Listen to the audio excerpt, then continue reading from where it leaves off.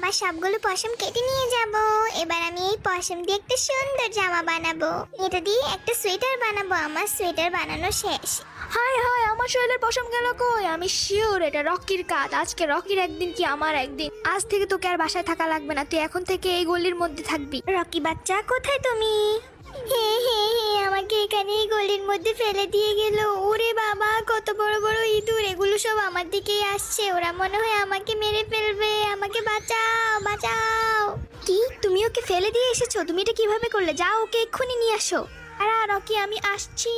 আমাকে বাঁচাও এখান থেকে, ওরা আমাকে খেয়ে ফেলবে। হায় হায়, এসব কি হচ্ছে? দাঁড়া, আজকে আমি ওদেরকে ছাড়বো না। যা এখান থেকে, বজ্জাতে ইঁদুরের দল। এই দেখো বাবা, আমি আসলে এই সোয়েটারটা তোমার জন্য বানিয়েছি। পিপ পিপ, দেখো বাবা, আমি কি সুন্দর গাড়ি চালাচ্ছি। দেখ ওই ফকিন্নি গুলাটা কিসের গাড়ি চালাচ্ছে।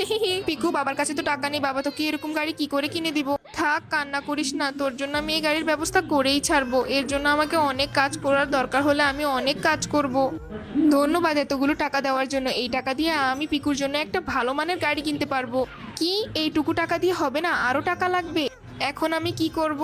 এখানে রক্ত বিক্রি করা হয়, তাহলে তো ভালোই হলো। আমি আমার রক্ত বিক্রি করব, এতে করে আমি কিছু টাকা পাবো। আমি অনেকগুলা টাকা পেয়েছি, এটা দিয়ে আমি গাড়ি কিনতে পেরেছি। এই নাও পিকু, এই গাড়িটা তোমার জন্য। আমার গাড়িটা তো বেশ পছন্দ হয়েছে। আমার মাথা